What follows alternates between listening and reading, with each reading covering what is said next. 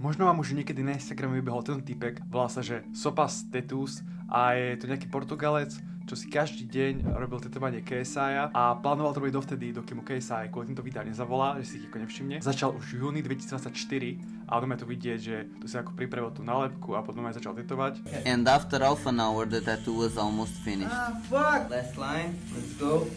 Neviem, ak sa ako takto tetoval na videu. I wanna be honest, it was kinda easy.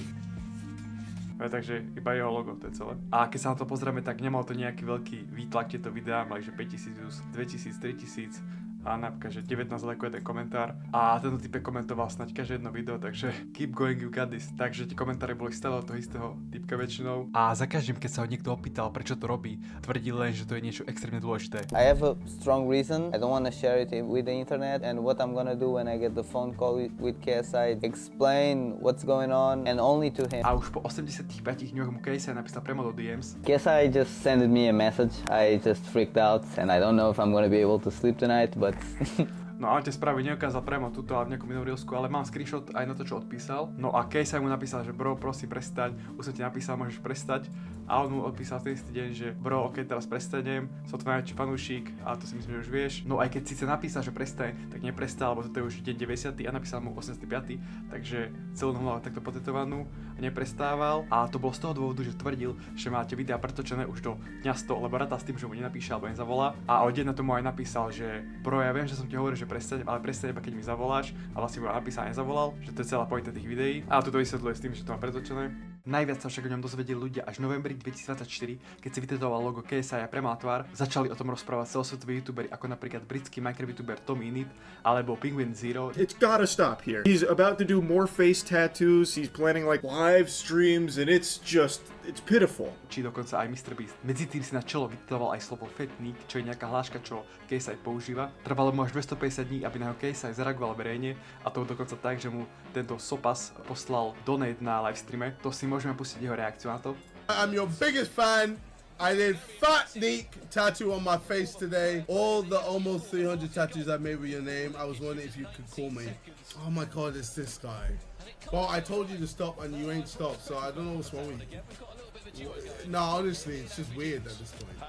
Hej, takže ako nejak to nefiloval. V apríli 2025 vznikli na Reddite obvinenia, že tieto tetovania sú fake, keď to nejaký užívateľ poslal dve rôzne fotky z rôznych dní a na prvej vidno, že toto káčko má úplne široký tento špic a na druhej to je úplne iné. Takisto aj tie dve písmená sú odlišné, aj to SAI. Ale okrem týchto ľudí na Reddite to veľmi nejak nikto neriešil. No 1000 ľudí s tým súhlasilo, ale na Instagrame to nejak neriešilo, možno tie komentáre mazal. Po celom jednom roku, 365 deň výzvy, si na líco vytetoval flašku Prime. This shit sucks. Okay, let's start this. Wait. Okay, it's okay. Je to hrozné, no, je to hrozné. Len 3 mesiace po tomto tetovaní si KSI na Instagrame dokonca zablokoval, takže celý jeho sen skontaktoval sa s ním sa rozplynul. Aj skrz obrovskú mediálnu pozornosť, ktorú dostal dokonca vo forme článku, alebo normálne o ňom písali niektoré médiá, alebo tí youtuberi a streameri, ktorí o ňom rozprávali, tak stále má na videách strašne málo views, že to mal 20 000, 18 000 a nemal tam veľmi pozitívne komentáre. Napríklad to mal na video 56 000 views, ale dokonca len 92 lajkov a tu je nejaký komentár, že this comment will get more likes than your video a má že 500 lajkov, takže žiadne pozitívne komentáre prekvapivo nedostával. Dokonca časom, potom čo si ho blokol, si priamo na bradu vytetoval fuck KSI, kvôli tomu, že mu neodpisoval. To vlastne bola asi v reakcii na to, že KSI dá nejakému týpkovi, nejakому fanúšikovi vo videu 25 000 libier za to, že si vytetoval KSI na nohu. No a keď sa takto pozrieme, tak s videami stále neprestával. Sice už to nerobil tak, že každý mi vyspravil jedno tetovanie zvlášť, ale už to boli skôr také vykriky do tmy, alebo neviem čo, že mental, hospital, stop calling me. Normálne si robil srandu sám do seba. Alebo toto, že me after realizing I got 12 KSI face tattoos, but he never called me. Sám seba už akože takto lutoval. No až napokon včera vydal takéto reelsko, kde odhalil, že celé to je fake.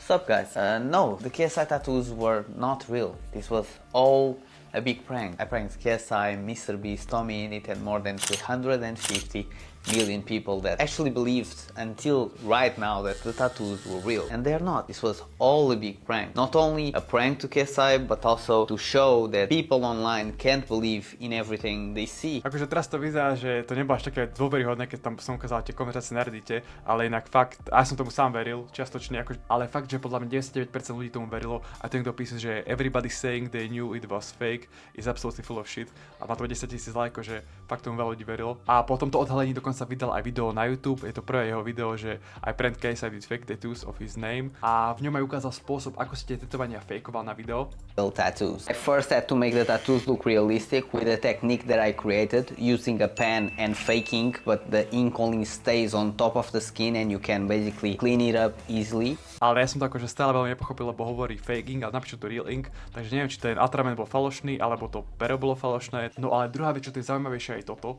I also had to record a lot of videos in the same day with different outfits, so the fake tattoos will stay exactly in the same place to convince the public they were actually permanent tattoos. No a to je aj celkom dôveryhodné, ale on to nerobil ani od začiatku a keď si všimnete, tak toto až od 54. dňa až po koľkatý 80. deň, dlhšie, dokonca aj 86. 89. mal ten istý outfit, toto nejak flákal, alebo tu od 100 až po 110 mal stále rovnaké oblečenie. To si veľmi veľkú prácu s tým nafekovaním nedal, ale každému to veril. No a dôvod, prečo mu KSI napísal tak skoro, už 85. deň, a aj keď to vlastne v tej vôbec nemalo nejakú veľkú pozornosť na internete, tak bolo preto, že tento Sopas bol v kontakte s jeho manažérom. No a potom ten manažér ho dostal do kontaktu s ďalším manažérom a aj im prezradil, že tie jeho tetovania sú fake, len nikto tomu KSIovi nehovoria, že to má byť ako prekvapenie. Lebo ten Sopas plánoval, že to spraví YouTube video, ale aj s tým, že tam bude mať toho KSI reakciu naživo. No a keď sa obaja títo manažéri snažili ho dostať do kontaktu, tak sa im to nepodarilo, tak sa rozhodol, že poletí priamo do Anglicka, kde kúpil tento KSI nejaký klub futbalový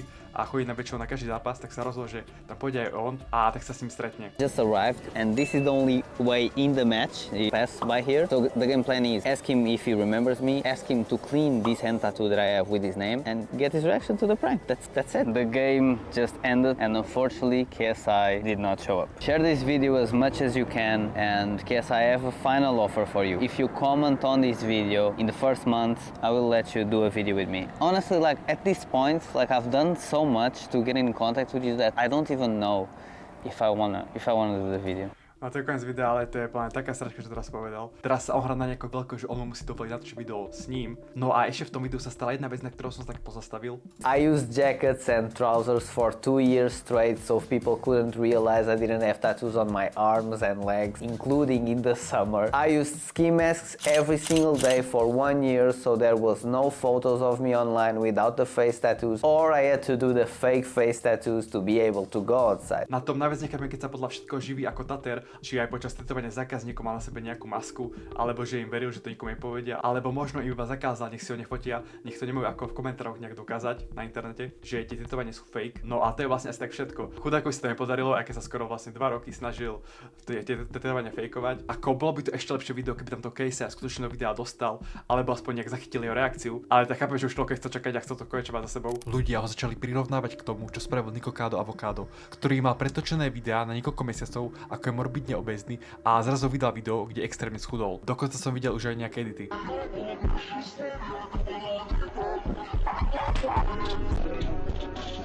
A vlastne tá strašne dôležitá vec, prečo to robil, I have a strong reason. bolo len to, že si z toho chcel spraviť videjko. To je asi všetko. Napíšte do komentáru, či ste o tomto typkovi niekedy počuli a my sa vidíme niekedy na budúce.